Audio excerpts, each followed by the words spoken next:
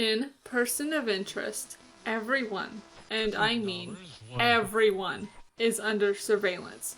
An artificial intelligence called the machine monitors every phone call, email, social media post, camera, pretty much anything electronic. You get the idea.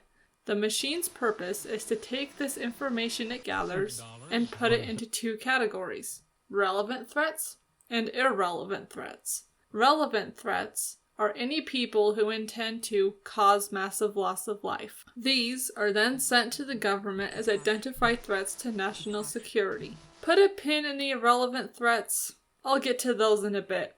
The show itself doesn't ask if mass surveillance and the massive privacy violation that comes with it should even be done. The demand was already there, the technology already exists. So instead, the show focuses on how privacy could even work in surveillance in these circumstances. Privacy itself is a tricky subject. We like to believe we have a right to our own personal and sensitive information, and that we should, ideally, be the ones who decide if, when, and to whom that information should be shared. That we control what is shared and what is kept, well, private. This is why we think it's wrong to do something like read someone's diary without permission. Or, on a more serious note, why laws like HIPAA exist to protect medical records. And what a terms of service is for. Besides being a very boring read overfilled with legalese, it's a way for us to give express permission for our information to be accessed and used. On the other hand, we also believe that if there is a good enough reason to violate privacy, that doing so is justifiable. In the case of Person of Interest, that reason is preventing harm to large numbers of people, because that harm is so much worse than violating privacy. This reasoning is how surveillance can be considered ethical. It's called the proportionality requirement in Out of Proportion on surveillance and the proportionality requirement. The authors explain, surveillance is morally permissible only if the moral benefits are proportionate to the moral costs. So, as long as the benefits outweigh the costs, surveillance is ethical. Of course, determining how these moral benefits weigh against moral costs is not as easy as checking off some boxes. This is ethics we're talking about. It's never that easy. The moral benefit of the machine surveillance is saving lives. A lot of lives. Finch does say that by the time we turned it over to the government in 2009, the machine had stopped 54 can't say on YouTube attacks, saving an estimated 4,000 lives. I don't know how many it's saved since. Since the information the machine gains through its surveillance is used this way, this is a huge point in favor of it being ethical. The authors of the same article I quoted earlier even give an example that supports this, that happens to be so coincidentally similar to the show, it's honestly almost too good to be true. Coincidence? I think not! Thus, if a specific threat concerns a still can't say on YouTube attack foreseeably resulting in the deaths of hundreds of individuals, avoidance of such harms would count heavily as a moral benefit of a specific surveillance activity conducive to foiling that attack. Significant harm to large numbers of people is prevented by the machine, all at the cost of violating everyone's privacy, regardless if they're a threat or not. Other things that help determine if surveillance is ethical include why that surveillance was seen as necessary in the first place, how it was done, and what resulted from it.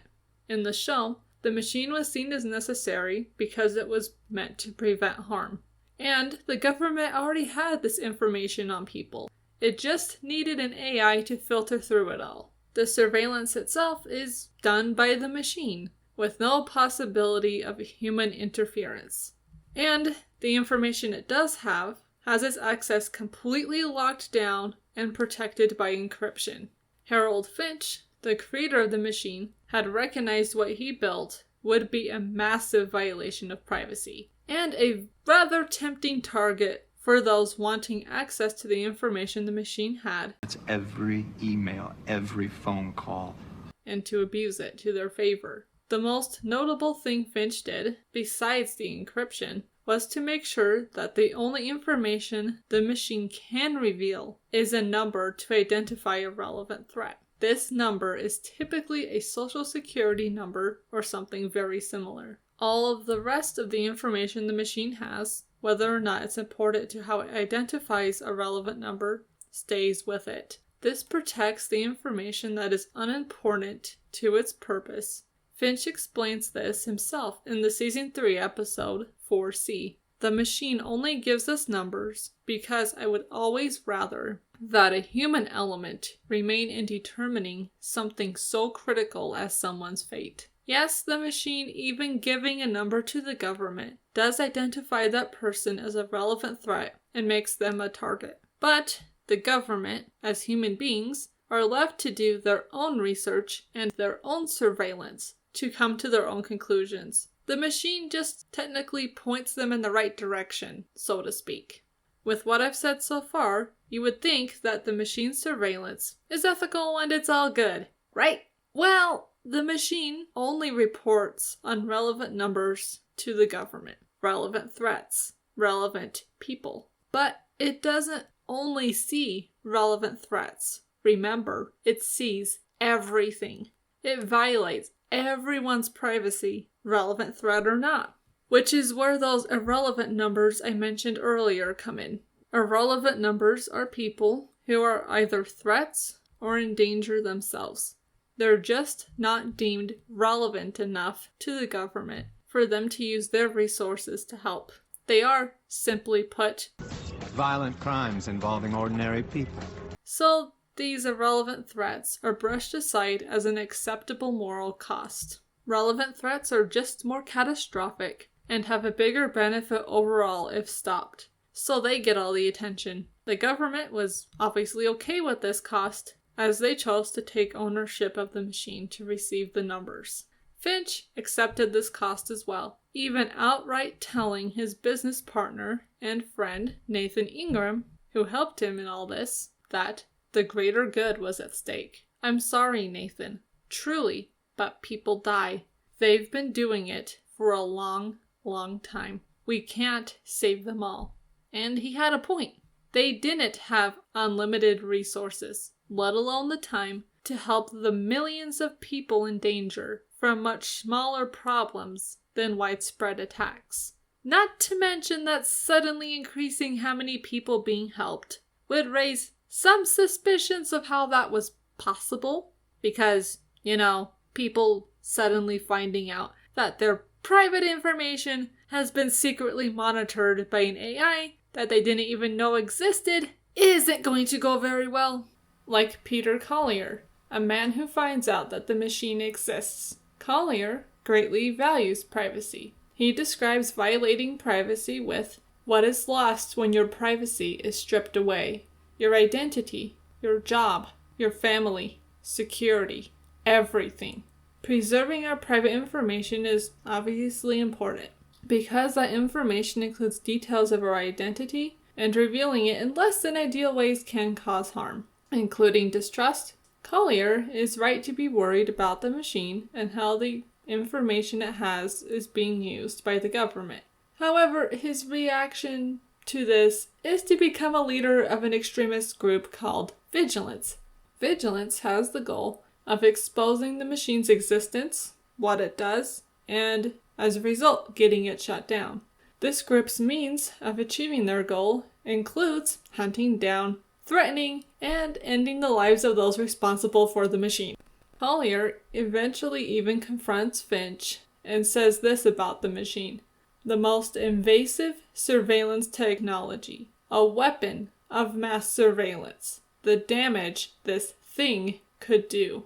Collier clearly sees violating privacy as an immoral thing. His view is backed up in the article, Privacy and the Importance of Getting Away with It. Privacy rights, if they do exist, do not require that no one know our personal information, but rather that those who become privy to such information Do not share it with others inappropriately. A right to hide bad actions also does not apply to all cases of information about these actions. If there is a reasonable expectation that this information will become public, whether this is due to clearly marked speed cameras or the fact that the parties to an affair made no attempt to hide it, then other parties have not violated this right in sharing the relevant information. In Collier's perspective, the fact that the government has everyone's information is bad enough. The machine being used to gather that information, analyze it, and use it to identify threats makes it worse.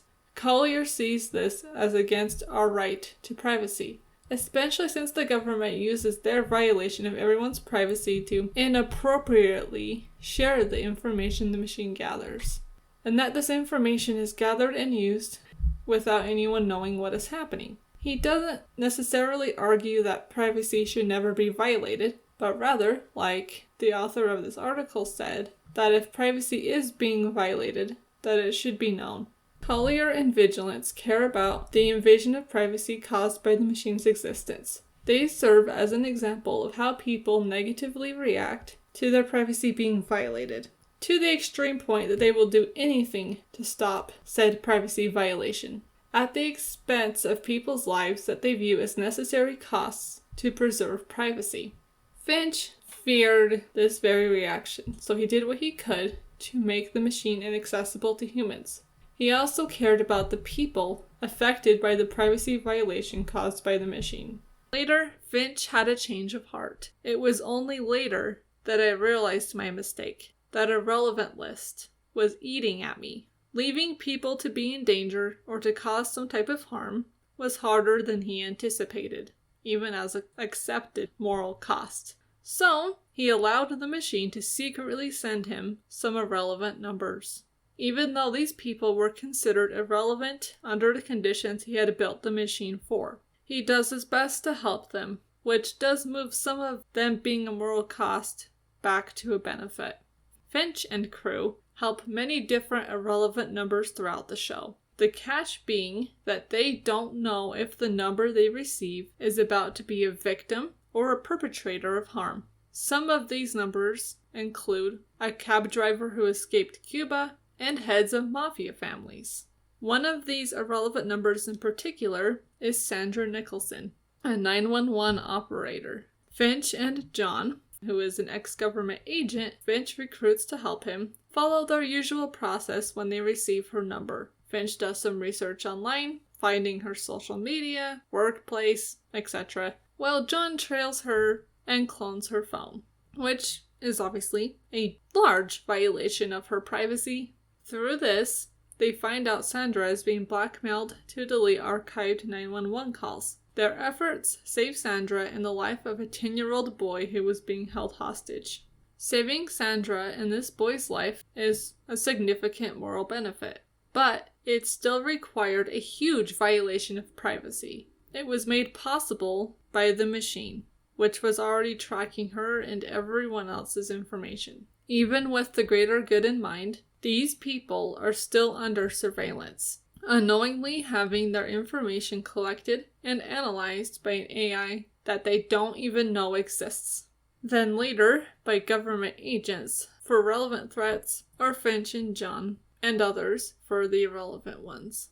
But at least the machine and its information is not accessible to people. At least, at the bare minimum, Finch realized that unrestricted access to that information could be and would likely be abused. Some effort was made to preserve privacy, and for it being violated, it would be done by the smallest amount necessary.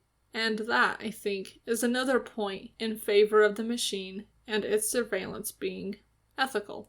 Finch later admits his conflict about this. If you're asking me if I feel at ease with what I've created, or whether it was the right or wrong thing to do, I honestly don't know. But I designed the machine because I was worried, and I remain worried about what someone else might build. Someone who wasn't worried. Was the machine a perfect solution? It's certainly better than the alternative. what someone else may have possibly built. Someone who, in Finch's words, wasn't worried. Samaritan is an AI like the machine. It was even built with the same purpose, to prevent harm by identifying threats to national security through surveillance. And that's where the similarities end. Samaritan is as close to the complete opposite of the machine as you can get. Characters in the show call it an open system, referring to the fact that none of the information Samaritan gathers is protected by encryption or only revealing just a little bit of information. So, theoretically, anyone could access any of the information Samaritan has, the same information the machine has, at any time.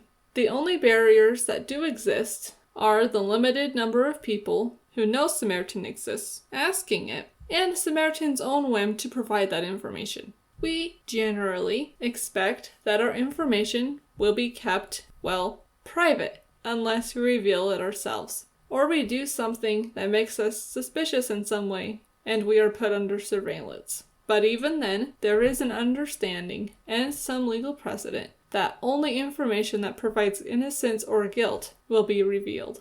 Because Samaritan is an open system, that expectation of privacy is ignored in favor of its goal to identify threats to national security. Why worry about privacy when there's serious harm to prevent? Information is power, and Samaritan has a lot of it. The goal of its surveillance is to gather information, which includes the personal and sensitive details of people's lives. The ethical concerns with this come in when it's time to decide what to do with those details. These concerns center on protecting the details of the subject of that surveillance, since having access to those details and revealing them not so carefully can have disastrous consequences.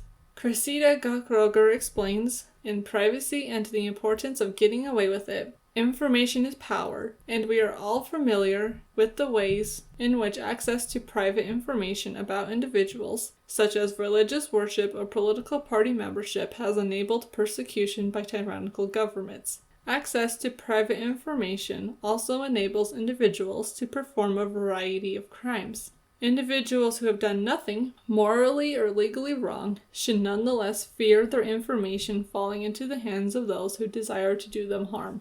In surveillance, the person who is the subject of surveillance is usually the bad guy, because they plan to cause harm in some way, which puts them in the category of an aggressor. On the other hand, those who do the surveillance are the good guys, because they are, hopefully, doing that surveillance in order to prevent harm. This concept is taken a step further in mass surveillance, where everyone is being watched and is assumed to be potential aggressors. An assumption that isn't acted on fully until an individual does something to confirm that suspicion. The authors of Out of Proportion on Surveillance and the Proportionality Requirement explain, after all, in the case of almost everybody subjected to mass surveillance, there is no identified unjust threat. Even so, typically in the literature on the ethics of surveillance, the role of the aggressor is occupied by the surveilled, and the role of the defender is occupied by the surveillant. In the case of the machine and Samaritan even, the unjust threat is, well, the relevant threats. Samaritan manages to take its role of defender to an ultimate extreme. Relevant threats that it is surveilling for are certainly dangerous, but Samaritan doesn't stop at passively observing them when someone shows clear evidence of being a relevant threat. It instead relentlessly pursues threats, and does so with no barrier to the information it gathers while doing so. John Greer, the owner of Decima, who has control of Samaritan, showcases Samaritan's ability to do this when he shows Samaritan to government officials for the first time. Pinpointed, categorized, and tracked with an up-to-the-second GPS. Everything Samaritan does is justified by the harm that it is trying to prevent. But the way it uses the information it gathers through its surveillance is much harder to justify than the machine. In terms of the proportionality requirement, the moral costs of Samaritan are much higher. No information is left private. It's all openly and easily accessible. Relevant threats are tracked, and their information, including their location, are sent to government agents. And the irrelevant threats, or anyone's information really, is also open source, like this. Samaritan also doesn't, for lack of a better word, forget. It remembers the information it gathers. Its creator, Arthur Claypool, built it to learn from this information. The system is designed to function autonomously, to continuously adapt and upgrade itself through past experiences. So it keeps everything it finds out and uses it to predict potential threats, which means it sees every flaw, every imperfection of those whose information it gathers. Private information that probably shouldn't even see the light of day, let alone be used to identify danger. It sees the worst humanity is capable of and comes to this conclusion. Human beings need structure, lest they end up destroying themselves. The main reason for this extreme is Claypool didn't build Samaritan with any ethical framework, any ideas about morality and ethics it comes up with on its own. To be fair, Claypool had barely gotten Samaritan functioning when the machine was brought online instead, leaving Samaritan to be abandoned until John Greer got a hold of it, and convinced the government to take on Samaritan as a better version of the machine, one that could allow them to track whoever they wanted, whenever they wanted, and pull up information on anyone they wanted, proving Finch's fear of an open source system to be valid. Samaritan being an open source system like this makes it much harder to justify from an ethical perspective than the machine. Because as much as the machine violates privacy, it, at least, doesn't allow easy access to the information it collects. It does still exist in a gray area that tries to balance privacy with revealing just enough information to prevent harm. It's an imperfect system, and even the machine makes mistakes in the conclusions it draws from its surveillance. Finch himself created it because there was such a demand for a system that the government could use to filter data. The privacy measures he added to it were more admittedly due to the fear of the temptation to abuse the information the machine would have access to, and his own belief in respecting people's information. It is Samaritan's role in the story itself to be the foil to the machine. In terms of the proportionality requirement, it's much harder to justify privacy violations when the moral costs are much higher. Yes, Samaritan prevents the harm of large numbers of people, the same as the machine, which, obviously, is a significant moral benefit. However, none of the information Samaritan collects and analyzes in order to do so is kept secret. It is an AI granted access to all of the information it could ever want and need through its surveillance, with no care for what to do or not to do with that information. So it sees everyone's personal and sensitive information, and has no desire to protect it, instead having the goal to force change on those whose information it has. Because that information exposed every imperfection, it showed every flaw of every person, whether they were a danger or not. And that is the core dilemma of privacy. It's not just about the information itself. It's how that information is discovered, and what to do with it. The choice to reveal it or not. A choice that is very much debated, for good reason. The show presents itself as privacy already being violated. Those in positions of power already decided that the privacy of others was a worthy cost for safety. So when they finally got a system that worked, they kept it secret. So instead, the question is what could be and should be done with the information an AI gathers in surveillance. In the case of the machine, Finch decided protecting the information as much as possible was the only way. Only the bare minimum should be revealed with a justification that would be enough to save lives. Other characters do try to put most of the blame of the privacy violation on the machine itself, since the machine technically does all of the work. It does all of the surveillance. It determines if someone is a relevant threat or not, which provides these characters some level of deniability. It's the machine that makes the decision to give them the numbers. They just act on them, trusting that they're accurate. Now, this doesn't mean that these characters have no moral responsibility. They are the ones who decided that mass surveillance was necessary. They commissioned Finch to build the machine. As the authors explain in Out of Proportion on surveillance and the proportionality requirement, typically the moral liability is placed on the authorities' suspicions or any reasonable belief they have that a person is suspicious and so qualifies for surveillance. These characters are the authorities who are provided information that would make them suspicious of someone about to cause harm. Though they don't decide if someone's relevant or not themselves, they still act on what the machine provides them. And they still have to do some surveillance themselves to see what danger the relevant number they receive poses, since all they get is that number. For Samaritan, Arthur Claypool and later Greer's desire to see what an AI could do with the information it gathers overrode any concerns for privacy, leaving Samaritan to be an all too tempting abuse of power. Power that comes from having access to information and control over what to do with it, which Samaritan itself freely chooses to exploit with the eager help of its human agents. Is what, my dear Samaritan, are your commands for us? In all honesty, there is no way we can ever avoid not having our privacy violated in some way, whether it be through the uncontrollable actions of others or our own willingness to give up our own privacy. Ideally, we should choose if and when our information is revealed, if and when our privacy is violated, and the consequences of that privacy violation lying with those who find out that information, whether or not it was found out through less than ideal means. The best we can do is to be cautious of what we do with our own information, as much as we can, to read through that terms and conditions, to ask questions, do our own research, and hold those who choose to violate our privacy accountable for what they find out and what they choose to reveal. If for no other reason, that we should know what information is being gathered, how, and what it's being used for, as part of our right to privacy.